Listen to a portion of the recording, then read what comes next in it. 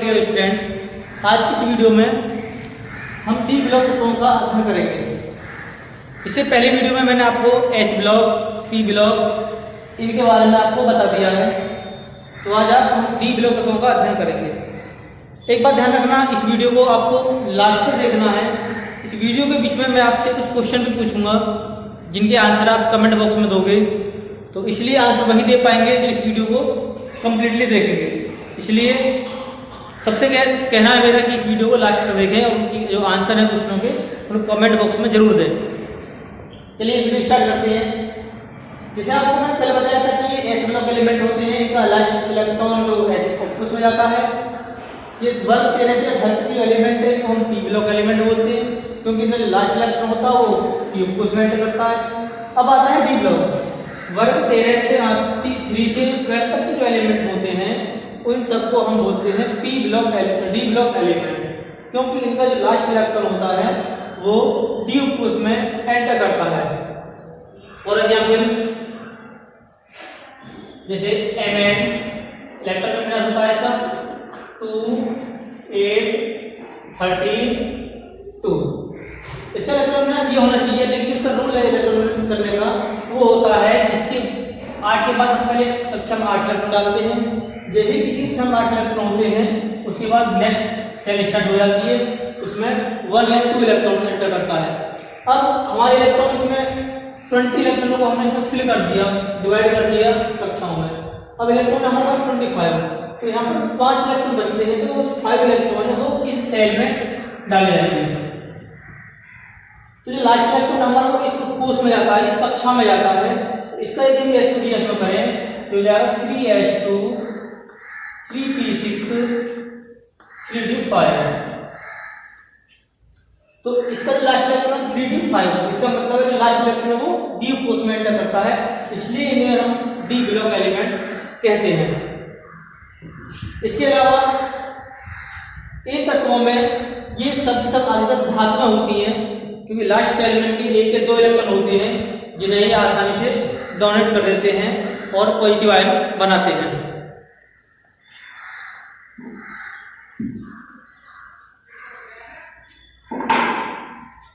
इन तत्वों को हम संक्रमण तत्व कहते हैं। इन तत्वों की लास्ट 2 कक्षाएं होती हैं वो अपूर्ण होती हैं।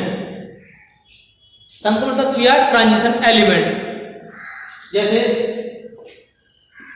Ni का एटॉमिक नंबर होता है 28, 2, 8, 16, 2। तो थर्ड सेल होती है उसमें इलेक्ट्रॉन आने चाहिए 18। उसके बाद जो लास्ट सेल होती है उसमें या तो 8 इलेक्ट्रॉन होने चाहिए, कम से कम वो 8 इलेक्ट्रॉन होने पर वो सेल स्थायी हो जाती है और कंप्लीट मानी जाती है। तो यहाँ पर 16 एलिमेंट है, ये भी इनकम्प्लीट है और ये भी इनकम्प्लीट है। इनकी लास्ट 2 सेल यही इनकम्प्लीट होती है, इसलिए इन्हें ट्रांजिशन एलिमेंट भी कहते हैं। जो इसका जन्मी इलेक्ट्रॉन विन्यास होता है n-1s2 n-1p6 n-1 d1 to 10। जो इसका डी कोष होगा उसमें 1 से 10 तक इलेक्ट्रॉन आते हैं। उसके बाद ns1,2 ये इसका जनरल इलेक्ट्रॉन विन्यास होता है। फॉर एग्जाम्पल Zn 30 पर आता है 2, 8, 18, 2। यहाँ पर कक्षाओं की संख्या है 1, 2, 3, 4। जहाँ n आ रहा है वहां पर हमारी वैल्यू आएगी 4। तो ये कह सकते हैं n-1 का मतलब होता है n लास्ट सेल से एक सेल पहले थर्ड सेल। तो यहाँ पर n की जगह क्या रखोगे 4 रख दोगे तो 4 - 1 = 3। इलेक्ट्रॉन करते हैं यहाँ से, जहाँ n-1 आ रहा है उसकी वैल्यू है 3 s2 और 3p6 और 3d। यहाँ पर 80 इलेक्ट्रॉन है, 2 इलेक्ट्रॉन s में, 6 इलेक्ट्रॉन p में और शेष d। उसके बाद आता है nh2। n का मतलब होगा लास्ट जो सेल होती है n = 4, जगह 4s2। इस प्रकार से इनका इलेक्ट्रॉन विन्यास होता है। दूसरे की रिपोर्ट आता है इनका परमाणु त्रिज्या।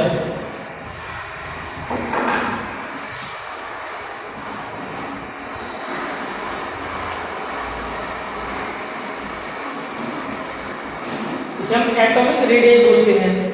पहले मैंने बताया था जो न्यूक्लियस होता है, न्यूक्लियस से जो लाइट सेल होती है उसकी बीच की जो डिस्टेंस होती है उसे हम एटॉमिक रेडियस कहते हैं।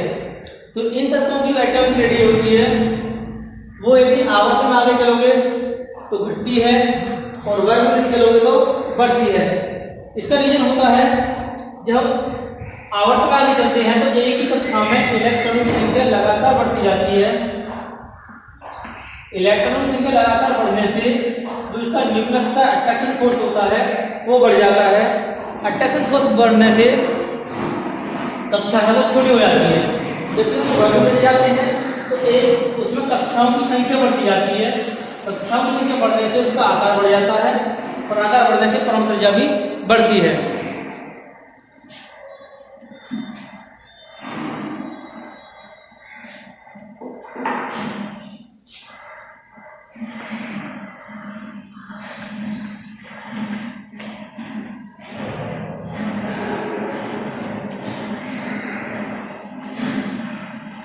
थर्ड पॉइंट आता है विद्युत ऋणात्मकता। विद्युत ऋणात्मकता होती है किसी भी एटम द्वारा दूसरे एटम की लाइट शेल के इलेक्ट्रॉन को अपनी ओर आकर्षित करना या खींचने की प्रवृत्ति होती है, उसे हम विद्युत ऋणात्मकता कहते हैं। इन तत्वों की जो विद्युत ऋणात्मकता होती है यदि वर्ग में जाओगे तो इनकी विद्युत ऋणात्मकता में इंक्रीमेंट होगा, मतलब बढ़ती है, और वर्ग में चले जाओगे तो घटती है। लेकिन वही एक मैंने पहले बताया था कि आवर्त में आगे चलोगे एक ही कक्षा में इलेक्ट्रॉन की संख्या बढ़ती जाती है तो उनके इलेक्ट्रॉन ग्रहण करने की प्रवृत्ति बढ़ जाती है। वैसे नॉर्मली जो ये सारे एलिमेंट है वो जो विद्युत ऋणात्मकता होती है वो बहुत कम होती है क्योंकि ये सभी इलेक्ट्रॉन डोनेट करते हैं। फोर्थ पॉइंट आता है उत्प्रेरक गुण।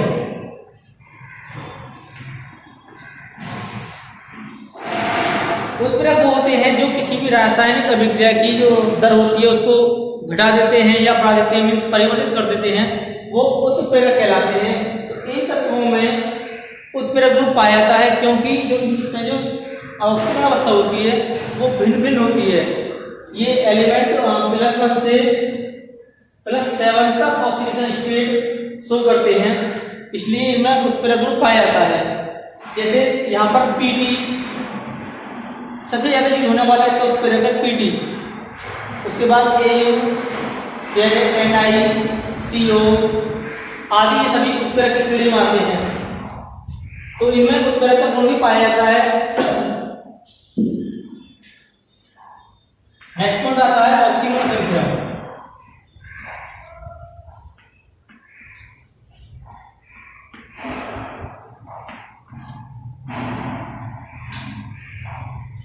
इन तत्वों का जो डी उपकोष होता है वो आंशिक रूप से भरे होने के कारण उसमें अधिकतर अयुग्मित इलेक्ट्रॉन पाए जाते हैं। अयुग्मित इलेक्ट्रॉन पाए जाने के कारण इनकी जो ऑक्सीडेशन स्टेट होती है वो परिवर्तित होती रहती है। जैसे सपोज करो यहाँ पर Fe लिखा हुआ है तो इसकी ऑक्सीजन स्टेट +2 भी होती है और +3 भी होती है।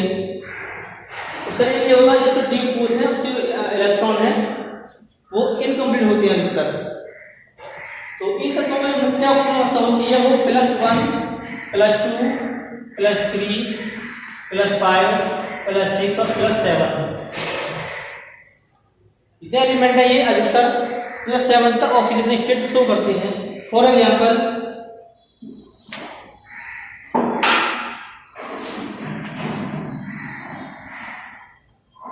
यहाँ पर लिखा हुआ है KMnO4। हमें यदि Mn यहाँ पर ऑक्सीडेशन निकालनी है तो जाएगी ऑक्सीजन 1 Mn की आपको निकालनी है +4 × ऑक्सीजन होती है -2 = 0 1 + Mn -8 = 0 Mn -7 = 0 या Mn = +7। यहाँ पर जो मैंगनीज की ऑक्सीडेशन स्टेट होगी वो +7 तक होगी। इसी प्रकार से सारे एलिमेंट ये +1 से +7 तक ऑक्सीडेशन स्टेट शो करते हैं। इसके बाद आता है चुंबकीय गुण।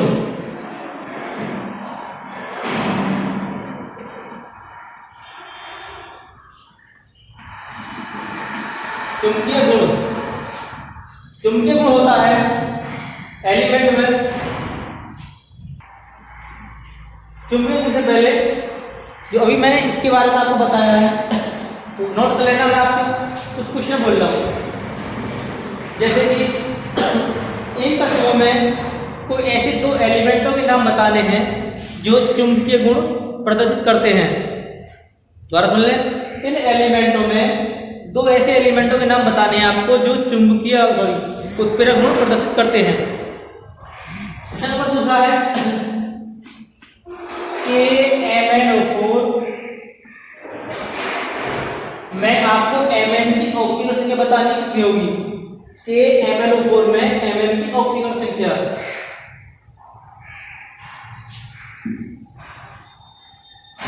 इसके बाद आता है चुंबकीय गुण। तो ये चुंबकीय गुण शो करते हैं, मीन्स अनुचुंबकीय और प्रतिचुंबकीय होते हैं। तो वे एलिमेंट जिनके पास केवल युग्मित इलेक्ट्रॉन होते हैं वो प्रतिचुंबकीय होते हैं, और जिनके पास युग्मित तथा अयुग्मित इलेक्ट्रॉन होने पर वो अनुचुंबकीय होते हैं। तो ये एलिमेंट हैं अधिकतर अनुचुंबकीय होते हैं, क्योंकि इनका जो डी कोश होता है वो आंशिक रूप से भरा होता है, जिस कारण इनमें अयुग्मित इलेक्ट्रॉन की संख्या अधिक होती है। फॉर एग्जाम्पल हम देखते हैं यहाँ पर Fe एटम नंबर होता है 26, इलेक्ट्रॉन का स्क्वायर होगा 2, 8, 14 और 2। इनको हम sp/f में डिवाइड करते हैं 1s2, 2s2, 2p6, 3s2, 3p6, 3d6 और 4s2। तो s में केवल एक कक्षक होता है और उस कक्षक में मैक्सिमम 2 इलेक्ट्रॉन होते हैं, एक क्लॉकवाइज दूसरा एंटी क्लॉकवाइज। तो यहाँ पर s में 2 इलेक्ट्रॉन है, इसका मतलब ये भी युग्मित हो गया। यहाँ 2s है, ये भी युग्मित हो जाएगा, 3s ये भी युग्मित हो जाएगा, 4s2 ये भी युग्मित हो गया। उसके बाद आता है p में 6 इलेक्ट्रॉन होते हैं, 1 2 3 4 5 6। तो यहाँ पर 2p6 में भी 6 इलेक्ट्रॉन है, कंप्लीट हो गया। 2p6 में भी 6 इलेक्ट्रॉन यहाँ पर, ये भी युग्मित है। उसके बाद आता है d, तो d में होती है 5 ऑर्बिटल। यहाँ पर d में इलेक्ट्रॉन है 6।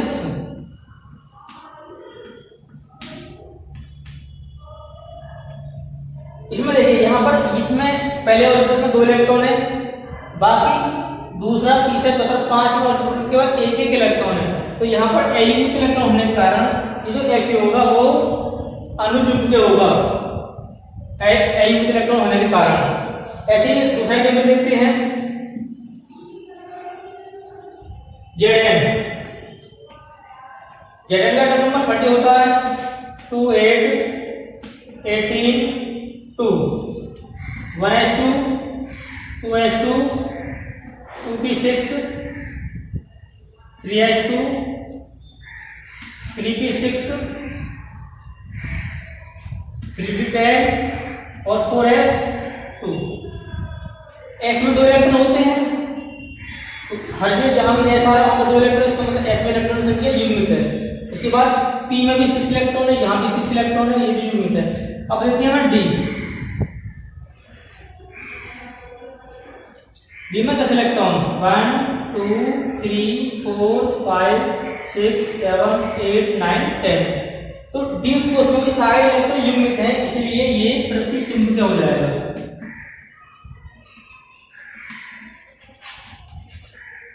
प्रतिचुंबकीय हो गए क्योंकि इसमें सारे इलेक्ट्रॉन युग्मित हैं। अब यहाँ पर एक क्वेश्चन बनता है, आपको उसका आंसर देना है कि Zn में अयुग्मित इलेक्ट्रॉनों की संख्या कितनी होगी, उसमें अयुग्मित इलेक्ट्रॉन है या नहीं। दूसरा क्वेश्चन है अनुचुंबकीय पदार्थ किसे कहते हैं। दूसरा क्वेश्चन है अनुचुंबकीय पदार्थ किसे कहते हैं। तो इस वीडियो में मैंने आपसे कुछ क्वेश्चन पूछे हैं जिनके आंसर आपको कमेंट बॉक्स में देने हैं, और इस वीडियो को लास्ट तक देखना है, इससे आपका डी कोर्स कंप्लीट होता है। नेक्स्ट वीडियो में आपको ए ब्लॉक के बारे में बताऊंगा। देखने के लिए थैंक्स।